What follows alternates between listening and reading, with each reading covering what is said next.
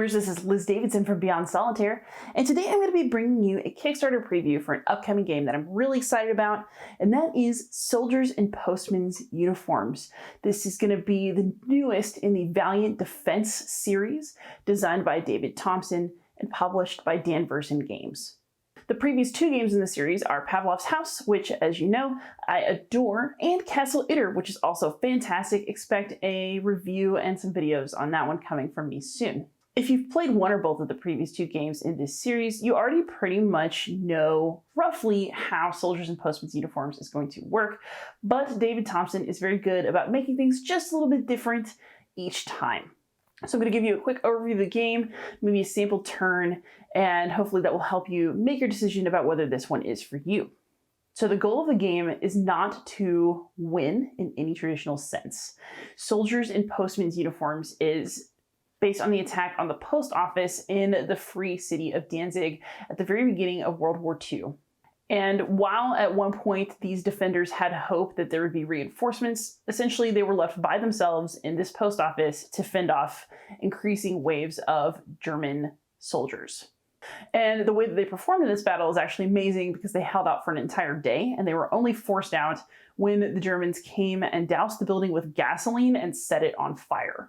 So you're going to be reenacting a very brutal, determined battle. And you're going to be doing the very best that you can to see if maybe by the third attack wave, someone can escape alive. The game takes place in 3 attack waves. So wave 1 is going to put a lot of riflemen and HMG tokens out on the board for you to deal with. And the soldiers are initially not going to be able to breach the post office building. So you're going to have these little boundary markers, 1, 2, 3, and 4. And these are points of entry into the actual post office building. So this half of the map, which is where you're going to put the Germans to start with, represents the lines that they're using to approach you in the post office. And this is what's happening internally to the building. So you're going to be moving around a lot in here to try to do what you can to mitigate what's going on out here. So initially, the soldiers won't be able to get into your post office, but you only have a temporary reprieve. They're going to move along these lines and build up outside of the post office. You can get quite a pile of them. And then throughout that first wave of attacks, you're going to be forced to put these grenade cards into the deck.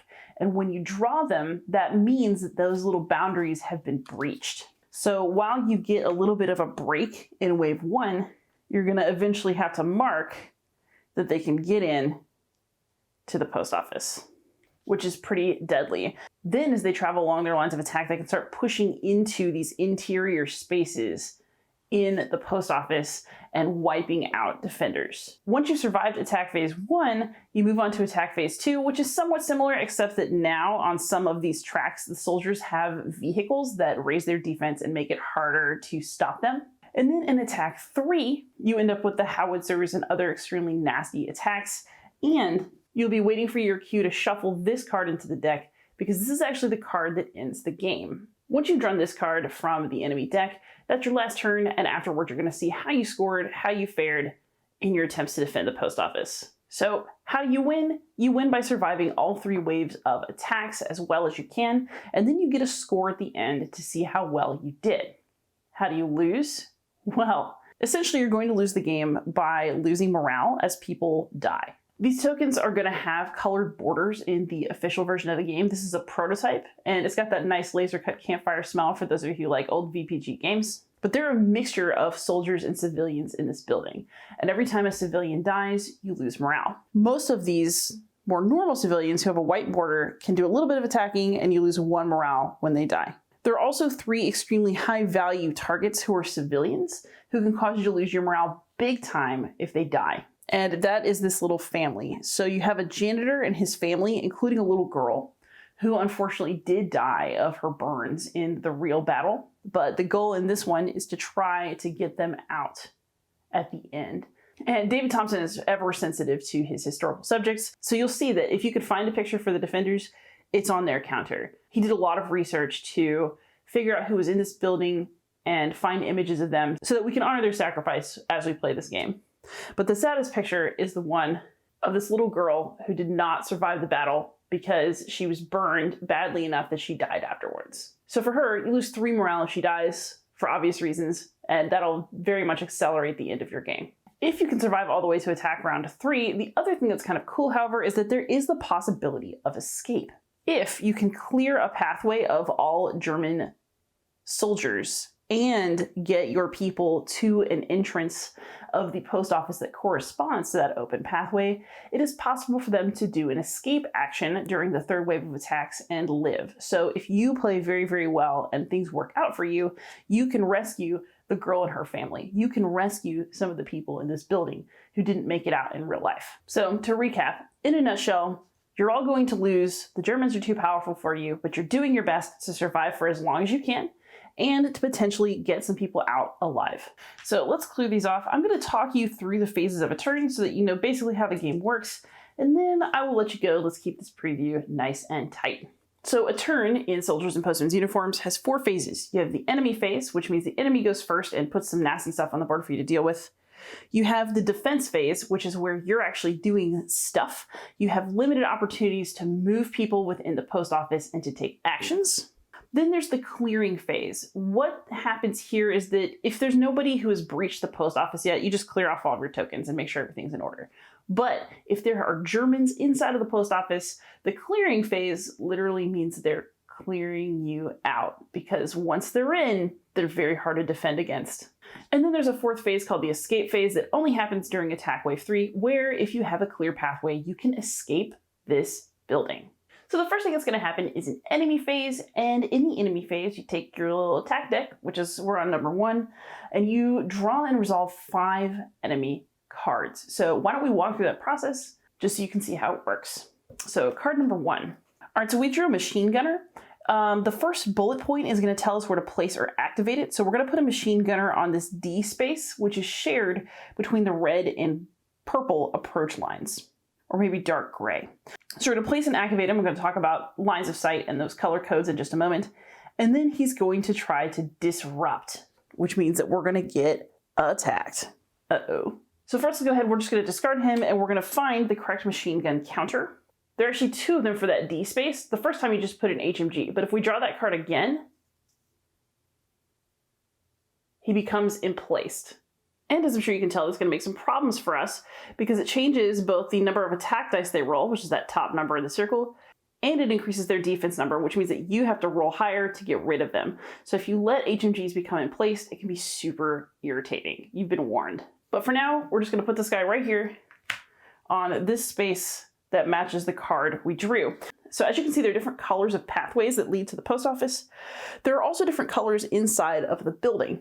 You'll also note that they have different shapes. So if you're colorblind and have a hard time with the colors, you can actually also tell what line people are on by shape, which I thought was a good touch. And basically, these colors correspond to line of sight. So if you're on the red path, you can attack red. If you're in the red part of the building, you can attack red. So basically, this tells you which of the groups of enemies and defenders can see each other and can attack each other. So now that this machine gunner has been placed, he's going to try to disrupt. So I'm going to walk through what that means. So essentially, when you disrupt, you make an attack on one of the defenders in the building. And the 1/3 on this card meant that you roll 1 die for when they have 1 combat value, 3 for if they're in place, and then now have 3. Typically, they're going to go from the top down. So this guy is going to roll to attack one of these defenders up top. So first, let's see which of the people he's going to go after. So he's going to go after space 1. Actually, normally 1 is a safer space to be in, because if you roll a 2 and there's no one here, you go up before you look down looking for a target. But in this case, we had a 1, so that means that this dude is going to get attacked. However, we have a good amount of defense going on in the upper floors right now, so he's going to have to roll pretty high to get me. But let's just go ahead and see if he does. All right, no, he rolled a 1 again, haha. So that means that because the upper floor defense was 5 and he did not hit the 5 that he needed to suppress me, then I'm actually okay. So nothing happens to my guy. But if you get disrupted 1 time and then you get disrupted again, you die. So disruption, the first time you live, but you have to waste actions trying to flip yourself back over and get recovered. However, if you are already disrupted and then you're hit again, you die. So that's basically how casualties happen when the Germans are attacking from outside of the building. So that was German card number 1. Let's draw a second one. Oh dear. So now we have another machine gunner, but this one's in a different spot, in the C spot. So we're gonna do the same thing. We're gonna grab our corresponding machine gunner. We are gonna put him right here in this C spot. And he is going to disrupt. So this guy was able to see the red and kind of purple gray upper floors. This guy goes after these white and gray spaces that are on the board. So he's going to start out high. We're going to go for one of these guys in the white spaces. And that's actually terrible to have happen if he hits us, because this guy in particular is the one who has the ability to lay down some suppression on their tracks, which we're going to talk about in just a moment. So hopefully he doesn't hit, because that'd be really unfortunate. All right, so he's rolled a 3. He's going after the guy I really don't want him to hit. Please don't roll a 5. A 2. Whew, okay, we made it through. So sometimes things can go really bad depending on your die roll, sometimes not, but we'll see. By the way, the other thing that happens because I've got a submachine gunner on C is that I'm going to have to put the grenade bundle that corresponds to his barrier, that is barrier 3, into my enemy deck. So I'm going to shuffle this in now. I didn't do that with the last one because for barrier 4, that card doesn't actually show up until attack wave 2. So we're good with that for now, but not forever. So it's 2 cards. Let's pull a third. All right, so this time we got a submachine gunner. We're gonna roll and place him on spots 1 through 6. So basically what that's gonna look like is we have 1, 2, 3, 4, 5, 6. I rolled a 1, so he's gonna come here and you just grab him. So here's my SMG token. Gonna put it right there. And he is now on the path to moving into the post office. So if other guys come in on this track, they're gonna push him forward. And then right now this barrier is holding, but they're just gonna pile up here until someone breaches it and then go spilling into my ground floor. So that's something to watch for certain. Let's draw our 4th card. Uh-oh, so this one's a leader. We got Henrik. And we're gonna place him on the 3 to 4 spot and then remove this card from the game. So this one just gets removed because Henrik's a one-time guy. He is gonna come right here and basically just be there to be really irritating. And then our 5th card is another submachine gunner. So we're gonna roll in place somewhere 1, 2, 3, 4, 5, 6. All right, so we rolled a 1. That's not great because this guy's gonna get pushed forward. Then we're gonna have another submachine gunner show up right here. Uh-oh. But that was 5 enemy cards, so that means that the enemy phase is over. We're gonna move into the defense phase. So I'm gonna talk you through some of the stuff you can do during that phase as part of this preview. So at the start of your defender phase, the first thing that you might wanna think about, so at the start of the defense phase, the first thing you might wanna think about is moving, because this is the only time you can do it at the start of the defender phase. So the first thing we're going to talk about that you can do during the defense phase is moving. So at the beginning of the defense phase, you can move up to 4 of your defenders, and those are marked by these 4 movement tokens, like this one. So there are some limits on the kinds of movements that can happen, and that can be really frustrating for the game, but that is of course part of the fun. You can't just go whizzing around doing whatever you want in a game as brutal as this. So rules for movement. You cannot move the same defender multiple times. Nope, you can only move one guy one time. If you're exhausted, sorry, you can't move. So if you've taken an action, but you haven't reset that particular defender, he can't move. If a defender is disrupted, he has to get himself undisrupted before he can move. No moving if you're disrupted. There's some limits to how many guys can be in a space. So each of these small boxes has a limit of 2 defenders. These longer spaces have a limit of 3. And then this interior space, you can have any number of people in here at any one time. So make sure you're aware of your limits. And there are also some parameters for what a move exactly entails. So how much movement is in one move? Well, you can either move one person to another room on the same floor. So one of these guys could go to any other room on the basement floor, and that would count as one move and it would be no problem. You could move from one interior space to another. So you can't move from like this one right here to that one because those are different floors. In order to move from one floor to the other, you have to go to the interior space, which is, you know, a move. And then on your next move, you have to move up or down depending on how you're doing the floors. So moving between floors is its own move, and you can't just go from this interior to like over there. You have to go from interior to where you're going. So you can move wherever on the same floor. You can take a move to go to an interior space or from one interior space to another to go between floors. And while you're doing that, you also get some choices about what you're going to carry with you. You might notice that a lot of weapons are upstairs but not downstairs. That is because in order to take shots from the top floors, you need your weapons because those are ranged weapons. However, as the game goes by, these top floors are also the worst defended, and they're the ones that get targeted first. They're going to get rocked. So these guys are eventually going to move down, and they're going to want to take stuff with them. So you have a limited number of weapons in here. You also have a limited amount of ammunition. So these little ammunition tokens that you have, these are the ones that you use in conjunction with your guys that have these nice big fancy guns to suppress approaching Germans. So if you want to, say, block off this space and use your suppress tokens, you're going to need to spend one of these ammunition tokens. And you might notice that there are only 9 of them on the board, and that's all you're going to get. There is no resupply for this particular battle, which means that you have to use them because they're important, but you're also just going to run out at some point. So you have to use them carefully, and you have to kind of take your gamble when you're deciding how many suppression tokens on a space to use to try to keep somebody out. There are also a limited number of grenades in here.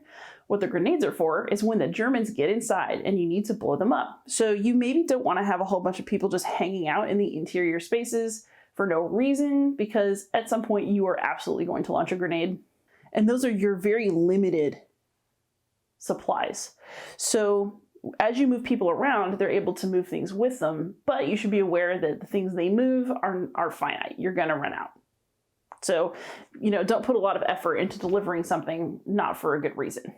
As I mentioned before, when we were putting out our enemy tokens, each of the floors has its own defense level that will definitely go down during the game, especially once the howitzers come out to play. And in addition to that, each of these tokens has a different configuration of abilities on it. So I'm just going to walk you through who each of these people are so you can see why you might move them from one place to another. Then we'll do some moves, and I'll talk you through some of the actions that are available to you in the game. So let's just have a quick look at our friend Benkowski here. As you can see, this top icon is a 1. And on the bottom, you have a loss of morale by 1. He's just a normal civilian postal worker who got roped into this. He can roll 1 die when he attacks. If he dies, you lose a morale. And that is what his icons mean. Meanwhile, Plazinski here is a soldier. He's a trained soldier who'll have an orange background in the full version of the game. And he doesn't lose you any morale when he dies, but he does roll 2 dice on the attack because he has some actual military training. That's what that means. Gorski is similar, except that he also has that +1S that stands for +1 suppression, so he can do a little bit of extra suppression when you're trying to lay your defenses and keep the Germans out, which is why he is the one who gets the big fancy gun at the end of the hallway. Wasik here has an I, which stands for inspire, and that means that he basically adds to the actions of the people around him. He inspires them to do a little bit better, roll a little bit extra. So that's pretty handy to have. So if you want to make sure something goes right, puts him in the room with somebody else who also needs to take an action. This guy here has a combat value of 2. He helps you gain a morale if he dies, which is sad, but there you go. And he has a C on him, which is a command action. And what that means is that he has the power to flip up to 3 exhausted defenders back over and allow them to take actions again on the following turn. So instead of wasting single recover actions on people, you can have a commander come up and just handle it for 3 of them. Very useful indeed. And then our buddy Malinsky here has an L on him. That stands for logistics. So what that means is that normally you can carry stuff on your move, but you can only carry 2 tokens at a time. A logistics guy can carry up to 4, and there are 2 different defenders who have that particular ability. So what you want to do is get them placed well and then use them as runners. And then, as I mentioned before, here's our innocent family. They have a combat value of 0. They are non-combatants. And they cause you to drop some serious morale if something bad should happen to them. I recommend moving them to the basement ASAP. The other thing you should know is that if you have a defender with a move token on them, they can also take an action that turn. And also, for example, if you're trying to inspire someone and you move one of your characters with inspirational abilities into a room with another defender, once they have that move token on them, they actually can't perform the inspire that turn. You have to wait until the movement token is off of them, so until next round. So what that means is that everything that you want to do in this game is delayed. It can be really, really stressful because you're trying so hard to make things work. But that's also a really important part of the gameplay. Timing is everything, and there's very little in this game that you can just do outright. It takes forever to carry things around and, get people recovered from their actions, move them efficiently. You are really going to be struggling while all these guys build up outside. And that is part of the game's tension. Learning how to time things is part of getting better at it. And I personally find it really rewarding and challenging. So let's try a little bit of movement just to see what it ends up looking like. So let's go ahead and move our family out of here. So that's 2 movement. 3 movement. Oh, and by the way, it's entirely possible for one of these guys to move by delivering something to somebody and coming right back. That's also a possibility. But I want a leader, but I also want to move somebody who can inspire up. So let's go ahead and take this guy and also put him up on that top floor where a lot of the action is happening. So those are all of my people who have moved. No one else can move. You only get 4 movements per turn. And also, none of them are going to be able to take an action. That matters less with these 3. But that also means that my guy with Inspire can't actually inspire anybody right now, nor can he move to any of the other rooms on the floor just yet. So if I wanted to get him in the room with someone, I've moved him up a floor. If I move him over, he's already moved, so he can't inspire that turn. So you'd have to do it the next. So just something to be aware of. So I've done my movements. Now let's do some actions. So what are the actions that you can take in this game? The most basic is to attack. And so basically that means that you're trying to remove some of these assault counters from the board. So I've got some decent things to attack here. I don't like any of these dudes, and I would love for them to go away. Leaders are horrible. This is already filling up more than I would like. Just, ugh. So let's go ahead and do an attack. I'd really like to get rid of this guy because I don't like that he is there. I don't want anybody breaching my ground floor anytime soon, and this is a very short pathway. So I want to keep that under control. So let's definitely do an attack on him. And so in order to attack blue, you have to find somebody in blue to do the attack. So let's just use Nowak, because this blue matches this blue, this pentagon matches that pentagon. And let's just see how he does. So he gets to roll 2 dice. So I'll use these 2 Game Crafter dice, it is a prototype after all, to roll against this guy. So as you can see, his defense is 4. I need to roll a 4 or higher on one of these 2 dice in order to remove him from the map. And I did it. So I got a 1, which sucked, but a 6, which was fabulous. So this guy is gone. So that was 1 attack. Now, Nowak is going to be exhausted. And we're going to put a little marker on him to show that he went this turn. And now I have 3 more things that I could do. Another action I might want to take is suppress. So I have an ammo token, and I've got some suppression tokens ready to go. So why don't we do that? Let's say that I don't want anybody else to keep moving here, and I just want it to be like that forever. I, in fact, do have someone on this floor who can do some suppression right here. And that seems pretty awesome to me. So let's do some suppression. Let's go ahead and say that Manskowski is going to take a suppress action. And let me walk you through how that works. So one thing that's very important is that our guy here has everything that he needs in order to lay some suppression on this spot. He has the right weapon because it has a suppression marker on it. In fact, it says +2S, so I can put some extra suppression tokens down. He has some ammunition. He's got an ammo token right where he needs it. And of course he has line of sight to this spot. So he's met all the requirements to take a suppress action here. So what's going to happen here, I don't have to roll or anything. His combat value is 2, +1S, +2S for the gun. So that means that we are having a total of 5 suppression tokens placed into this spot right here. So now I have these suppression tokens here, and if someone tries to move into this space, I can choose how to use them. So the way that's going to work is when an enemy tries to come in here during the enemy phase, I can use as many suppression tokens as I want and roll the number of dice according to the suppression value I used. And then if any of those dice are equal to or higher than his defense value, so I'd have to roll 4 on one of the dice that I chose to roll, then he would be gone. However, if the suppression attempt fails, then he goes ahead and moves into that spot, and any of the suppression tokens that I didn't gamble are lost. They go back into the supply.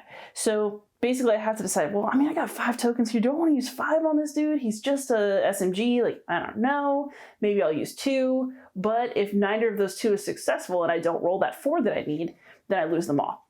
So there's definitely a gambling element to it that is stressful, but of course fun. So that's suppression. He's exhausted, and we're going to give him a little token to indicate just as much.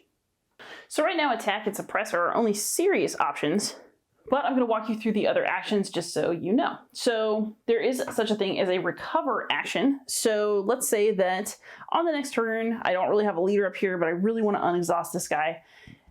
Next turn, so he can't do anything this turn, he can unexhaust himself, and I can count that as an action. Of course, that only sets him up to do actually something other than unexhaust the next turn. So again, watch your timing. You can also recover that way from being disrupted. So if you are either exhausted because you took an action or you're disrupted because somebody kind of hit you, you can take an action to remove the disrupted token or to flip yourself back over and be ready for some more action. These guys down here have a command action, and so what that means is that I probably actually should have started moving them up, and I will next turn, because what they are able to do with their command action is basically take a special action that allows them to recover 3 people immediately. So if a bunch of people on this floor are doing stuff, as is happening, it would be helpful to have someone up here with a command action who can just do one thing and recover 3 of them instead of wasting actions having them recover separately. And then of course, if somebody were inside, we could take action with a grenade, but we don't need that at the moment. So let's just go ahead and do 2 more things for fun. Then we'll show the clear phase and I will end this preview. So we've taken 2 actions so far. We can take 2 more. I think I might like to try to shoot Henrik here because I do not like German leaders very much. And let's just go ahead and have Kaprowiak do it. So he is going to take a shot. I'm going to roll 2 dice and hope that one of them is a 5. And no, we got a 3 and a 4. That was a 4. So that was sort of pointless and that sucked. But hey, that's the game. And then let's do a little bit more suppression since we can. So let's take one of these guys and maybe do a suppressive shot. So let's go ahead and use Gorski. Yeah, let's use Gorski. Gorski is going to try to keep the basement safe, which is always a good idea, believe me. So we're actually just going to put suppressive fire right here on the space leading into the basement. And we are again going to do that. So we'll exhaust him. We'll put our token on to show that we've done it. But he has 2 combat value plus 1 suppression, so it's 3 tokens, plus 2 more on his weapon for 5. So we'll go ahead and put 5 suppressed tokens over here on the basement. And of course this artillery will be gone, as is this one. I should have just taken it away instead of tempting myself with it right when I took the action. So we've done 1 enemy phase, we've done 1 defense phase, and then the next phase is the clearing phase. So basically what will happen is if there were any enemy assault counters in the post office, they would remove defenders that are in here and potentially move around to other floors. So fortunately there's no bad guys in here right now, so that won't happen. But the clearing phase is something you dread when you're further on in the game if there are Germans in the post office that you've failed to get rid of. And also during this time, enemy assault counters recover if you have disrupted them. This is also a good time for you in the clearing phase to clear up all the stuff that you've put out because you're preparing for your next turn. But handle the enemy stuff first is my recommendation. So now I've got some exhausted guys, but we are reset to play another round of Soldiers and Postmen's uniforms. And that is basically an overview of how the game works. I'm really enjoying it. I hope that y'all will too. I'm really looking forward to what this looks like as a finished game, but I feel like design-wise, this is already very complete. The rulebook is very clear. This game is already all the way there other than production. And it is another quality release from DBG, and of course specifically from David Thompson. Hope you enjoyed this video. If you did, please like and subscribe, and happy gaming!